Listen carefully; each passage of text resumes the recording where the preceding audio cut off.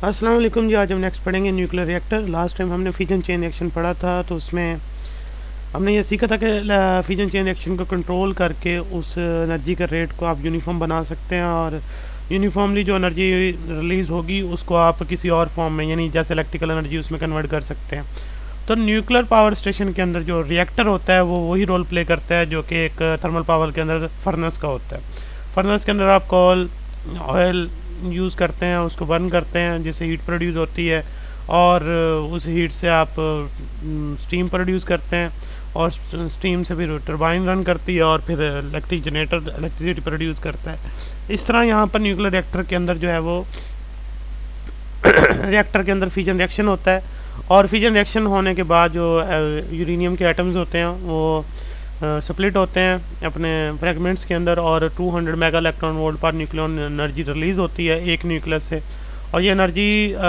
As kinetic energy of the fission fragments, यानी जो fragments बनते हैं उनकी ये कैनेटिक एनर्जी के तौर पे अपेयर होती है, और वो फास्ट मूविंग फ्रेगमेंट्स जो होते हैं वो आपस में कोलाइड करते हैं, और इसके अलावा यूरेनियम के एटम से कोलाइड करते हैं। इस तरह ये कैनेटिक एनर्जी जो है वो हीट एनर्जी में कन्वर्ट हो जाती है, और ये हीट एनर्जी फिर यूज़ की जाती है स्टीम प्रोड्यूस करने के लिए, जिससे टरबाइन रोटेट करती है, और टरबाइन रोटेट करने से जनरेटर रन करता है और इलेक्ट्रिसिटी प्रोड्यूस होती है। तो इसका जो वर्किंग प्रिंसिपल है वो यही है कि न्यूक्लियर रिएक्टर जो है ना वो कंट्रोल फिजन चेन रिएक्शन जो है ना उसके अंदर यूज़ किया जाता है, और एनर्जी जो है ना वो प्रोड्यूस की जाती है और उसको कन्वर्ट किया जाता है इलेक्ट्रिकल एनर्जी। ये उसके मेन पार्ट्स हैं जी। सबसे पहले देखें, इसका मेन जो पार्ट है वो रिएक्टर है। इसके अंदर कोर जो है, इसमें ये आपको जो रॉड्स नज़र आ रहे हैं ऊपर जो बाहर निकले हुए हैं, ये कंट्रोलिंग रॉड्स हैं, और जो बीच में जो रॉड आपको नज़र आ रहे हैं वो फ्यूल रॉड है। फ्यूल से मतलब यूरेनियम 235 जो होगा वो यहाँ पर हम पुट करेंगे, जो इसका फिजन चेन रिएक्शन हमने चलाना है। और ये जो कंट्रोलिंग रॉड है, ये इनकी जो इनसाइड और आउटसाइड जो मूवमेंट है, ये रिएक्शन का रेट कंट्रोल करती है, और इस रिएक्टर को अगर रिपेयर करने के लिए या बाय सम कोई एक्सीडेंट है उसको बंद करना है, तो फिर ये कंट्रोलिंग रॉड कम्प्लीटली फॉल करवा दिए जाते हैं, और फिर रिएक्टर बंद हो जाता है। अब इसके अंदर ये पूरी जो आपको सर्कुलेशन नज़र आ रही है, ये प्राइमरी लूप है एक इसकी, ये पंप भी लगा हुआ है। इसके अंदर प्रेशराइज्ड वाटर फिल किया गया है। प्रेशराइज्ड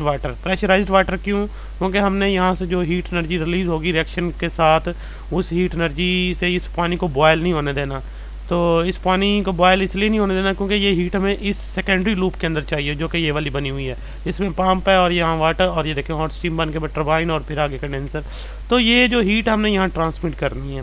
तो ये हीट ट्रांसमिट करने के लिए हमने प्रेशराइज्ड वाटर फिल किया है, जो कि उसको अलाउ नहीं करेंगे हम कि वो बॉयल हो, और वो हैवी वाटर होगा, यानी जिसमें हाइड्रोजन का आइसोटोप H12 यूज़ किया गया बजाय H11 के।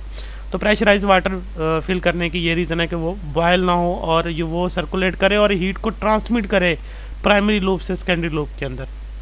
तो रिएक्शन स्टार्ट होता है और हीट एनर्जी प्रोड्यूस होती है, वो ये वाटर हीटअप होगा, और वो हीट एनर्जी जो है ना वो यहाँ पर देखें, यहाँ पाइप गुजर रहा है पानी का, बाहर से पानी गुजरेगा, ये वाला जो पानी है ये नॉर्मल प्रेशर के ऊपर ही है। तो ये पानी जब यहाँ से गुजरेगा इस पाइपलाइन को टच करता हुआ जाएगा, सेकेंडरी लूप का वाटर जो है वो हीटअप होगा और स्टीम बन जाएगी, क्योंकि इसका टेम्परेचर बहुत ज़्यादा होता है, तो 1200 सेंटीग्रेड तक हो जाता है। तो स्टीम बनती है 1200 सेंटीग्रेड के साथ बनती है, जो कि वेरी हाई प्रेशराइज स्टीम होती है। तो वो स्टीम जाके देखें टरबाइन को रन करेगी, टरबाइन से आगे जनरेटर रन करेगा, इलेक्ट्रिसिटी प्रोड्यूस हो जाएगी, और वो स्टीम टरबाइन को रन करवाने के बाद कंडेंसर में आएगी, वहाँ से आप उसको कूल डाउन करके दोबारा वाटर में कन्वर्ट करके दोबारा इसको सर्कुलेट करवा सकते हैं। या फिर इस तरह करें कि जो टरबाइन से निकल आएगी, यानी टरबाइन को रन करने के बाद जो स्टीम बचेगी उसका टेम्परेचर 300 सेंटीग्रेड तक होगा, उसको आप किसी सेकेंडरी पर्पज़ के लिए इस्तेमाल कर सकते हैं, मतलब सार को इंडस्ट्री लगा रहे हैं उसको वहाँ यूज़ कर सकते हैं, या फिर कंडेंसर से उसको वाटर में दोबारा कन्वर्ट करें और फिर सर्कुलेट करवाएं, या फिर अगर आपने वो स्टीम जो है ना किसी सेकेंडरी पर्पज़ के लिए यूज़ करनी है तो आपको फ्रेश वाटर यहाँ से देना होगा, फिर यानी वो किसी सोर्स से ज़मीन से लिया जा सकता है, किसी नहर से या दरिया वगैरह से, यानी आप प्रोवाइड कर सकते हैं। तो ये इसकी वर्किंग है। आप देखें इसमें सबसे पहले तो कोर के बारे में बात की गई है। कोर इसका मेन पार्ट है रिएक्टर का, जिसके अंदर फ्यूल हम रखते हैं और सिलिंड्रिकल शेप के अंदर होता है। तो रिएक्टर जो इसके अंदर फ्यूल जो है ना डिफरेंट तरह का यूरेनियम के अलावा और भी 2-3 एलिमेंट्स हैं जो यूज़ किए जाते हैं, वो हम आगे देखते हैं। यहाँ पर ये देखें यूरेनियम जो है ना वो एलिमेंट्री रिएक्टर है। यूरेनियम जो है ना उसमें 235 वाला जो आइसोटोप है इसका ये यूज़ किया जाता है आफ्टर द इनरिचमेंट। यानी यूरेनियम की अफजूदगी की जाती है। मतलब यूरेनियम की कोर में से, यानी और अगर आपने एक निकाल यूरेनियम अगर आपको किसी भी और से मिला है तो उसके अंदर 0.7% सिर्फ जो है ना वो यूरेनियम 235 होता है, जिसको फिर इनरिचमेंट करके जो है ना 2 से 4% उनकी अबंडेंस को बढ़ाया जाता है। इसके अलावा आजकल प्लूटोनियम भी इस्तेमाल होता है, यूरेनियम भी इस्तेमाल होता है, यूरेनियम भी इस्तेमाल होता है 233, ये भी एज ए फ्यूल यूज़ होते हैं इन द न्यूक्लियर रिएक्टर। उसके बाद जो मॉडरेटर है, देखें जो मैंने बात की थी कि ये हैवी वाटर फिल किया गया है, प्रेशराइज जो वाटर है वो हैवी वाटर है। Heavy water as a moderator काम करता है। मॉडरेटर का काम क्या है कि जब ये फ्यूजन रिएक्शन होता है तो उस फ्यूजन रिएक्शन के रिजल्ट में क्या होता है, जो न्यूट्रॉन इमिट होते हैं और वो फर्दर आगे फ्यूजन रिएक्शन करना होता है, उन्होंने जाके फर्दर न्यूक्लियस को स्प्लिट करवाना होता है, तो वो फास्ट मूविंग जो न्यूट्रॉन इमिट होते हैं वो सूटेबल नहीं है फर्दर फ्यूजन रिएक्शन के लिए, इसलिए उन न्यूट्रॉन्स को स्लो डाउन करना होता है। तो ये जो बीच में हैवी वाटर फिल किया गया है ये इसीलिए किया गया है कि ये एज ए मॉडरेटर काम करे और न्यूक्लियर रिएक्शन के दौरान प्रोड्यूस होने वाले या इमिट होने वाले जो न्यूट्रॉन्स हैं उनकी स्पीड को स्लो डाउन करे, ताकि फर्दर फ्यूजन के लिए वो सूटेबल रहे और फर्दर फ्यूजन रिएक्शन जो है ना वो चलता रहे और एनर्जी जो है ना वो रिलीज़ होती रहे और उसको आप कन्वर्ट करते हैं। तो इसलिए फास्ट मूविंग न्यूट्रॉन जो है ना वो सूटेबल नहीं है वो प्रोड्यूस फर्दर फ्यूजन रिएक्शन के लिए, उसके फ्यूल के लिए, यूरेनियम 235 और प्लूटोनियम 235 के लिए। तो ये इन दोनों फ्यूल्स के लिए फास्ट मूविंग न्यूट्रॉन जो है ना सूट नहीं करता, इसलिए न्यूट्रॉन्स को स्लो डाउन करने के लिए जो कि ज़्यादा यूज़फुल है, ज़्यादा कह लो इफेक्टिव है, तो इसलिए ये मॉडरेटर जो है ना यूज़ किया जाता है। तो ये जो हम फ्यूल रॉड्स इस्तेमाल कर रहे हैं ये तो यानी कि उसको कंट्रोल करता है रिएक्शन का रेट, लेकिन जो हैवी वाटर मौजूद है बीच में या फिर इसकी जगह कार्बन हाइड्रोकार्बन भी यूज़ किया जा सकता है, ये सारे सब्सटेंसेस मॉडरेटर के तौर पे काम करते हैं। तो इनका फंक्शन यही होता है कि स्लो डाउन करना है, जो न्यूट्रॉन प्रोड्यूस हो रहे हैं फ्यूजन रिएक्शन के दौरान उनको डायरेक्टली वो जाके हिट ना करें फ्यूल को, यानी फर्दर फ्यूजन ना करें जब तक वो स्लो डाउन नहीं होते, ताकि जो रिएक्शन है वो बिल्कुल स्मूथली चलता रहे। और देखें हैवी वाटर जो है ना यहाँ पर जिक्र किया गया H12 से बना हुआ है बजाय H11 के, तो ये मॉडरेटर का काम करता है हैवी वाटर यहाँ पे। अब नेक्स्ट जो है अब्जॉर्बिंग रॉड है, ये कंट्रोल रॉड जिसे मैंने बोला था ये वो चीज़ है। तो अब्जॉर्बिंग रॉड जो है ना वो कैडमियम के बने होते हैं या बोरॉन के बने होते हैं। इनकी प्रॉपर्टी ये है, ये ख़ास बात ये है कि ये फास्ट मूविंग न्यूट्रॉन को अब्जॉर्ब करने की सलाहियत रखते हैं। और ये रॉड जो है ना इनकी इन और आउटवर्ड जो मूवमेंट है इनसे हम कोर का रिएक्शन जो है ना कंट्रोल करते हैं और जो फ्यूजन रिएक्शन है उसका रेट कंट्रोल करते हैं, उससे इमिट होने वाली एनर्जी फिर कंट्रोल होती है। तो इसका जो चेन रिएक्शन है वो अंडर कंट्रोल रहता है। और इमरजेंसी की सूरत में या रिपेयर के पर्पज़ के साथ अगर आपने रिएक्टर बंद करना है इन कंट्रोल रोज को आप बिल्कुल फॉल बैक कर देते हैं, जिससे रिएक्टर जो है ना वो स्टॉप हो जाता है और रिएक्शन रुक जाता है चेन रिएक्शन। तो फिर रिएक्टर जो है ना वो एनर्जी प्रोड्यूस करना बंद कर देगा, आप उसको जो रिपेयरिंग करनी है वो कर सकते हैं। तो उसके बाद नेक्स्ट है जी हीट एक्सचेंजर। वो जो मैंने प्राइमरी लूप और सेकेंडरी लूप की बात की थी, लेकिन ये प्राइमरी लूप इसके अंदर हाई प्रेशराइज्ड वाटर है, हैवी प्रेशराइज्ड वाटर है, और ये दूसरा ये सेकेंडरी लूप हीट इधर से इधर एक्सचेंज करनी है। तो ये हैवी प्रेशराइज्ड वाटर इसीलिए फिल किया गया कि ये बॉयल ना हो, ये हीट को ट्रांसमिट करे सेकेंडरी लूप के अंदर, और सेकेंडरी लूप के अंदर जो वाटर सर्कुलेट कर रहा है वो बॉयल होता है और स्टीम बनती है। तो इस लिए जो है ना ये हीट एक्सचेंजर जो है ना हमने ये जो टेम्परेचर बढ़ता है जो बाहर से सेकेंडरी लूप के अंदर वाटर सर्कुलेट करता है, जब वो प्राइमरी लूप से टच करता है आकर उसका टेम्परेचर 1200 सेंटीग्रेड तक चला जाता है, जिससे हाई प्रेशराइज्ड स्टीम जो है ना वो प्रोड्यूस होती है। तो इस तरह से हीट एक्सचेंज हो रही है from primary to secondary loop के अंदर। तो वो जो लिक्विड है वो वहाँ पर जो प्राइमरी लूप के अंदर आपने फिल किया वो हाई प्रेशराइज्ड किया हुआ है जिससे वो बॉयल ना हो सके, और दूसरा जो सेकेंडरी का है वो तो स्टीम बनती है और 1200 सेंटीग्रेड तक चला जाता है, और उसको आप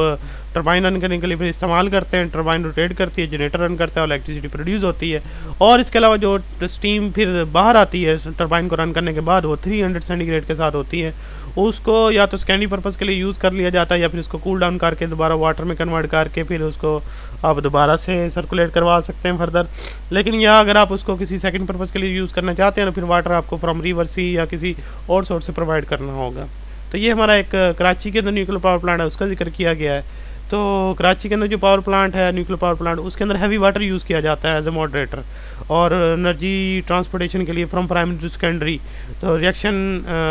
कोर रिएक्टर के अंदर जो फिल किया हुआ है हाई प्रेशराइज्ड वो हैवी वाटर होता है। तो इसलिए इसको कूल डाउन करके दोबारा टरबाइन से जो निकलता है ये सी वाटर है, उसको भी यूज़ किया जा सकता है फिर, यानी सी वाटर को ही यूज़ करते हैं हैवी वाटर के तौर पे। और फिर उसको जब वो स्टीम यानी कि जब निकलती है टरबाइन को रन करवा के, उसके बाद इसको फर्दर यूटिलाइज़ किया जा सकता है। नेक्स्ट है जी डिस्पोजेबल ऑफ न्यूक्लियर वेस्ट। देखें जो न्यूक्लियर रिएक्शन होगा कोर के अंदर, यानी फ्यूजन रिएक्शन चलेगा तो यूरेनियम आगे अपने फ्रेगमेंट्स में कन्वर्ट हो जाएगा, तो वो जो फ्रेगमेंट्स बनेंगे वो रेडिएक्टिव होंगे, वो रेडिएशन इमिट करते हैं, तो उनका जो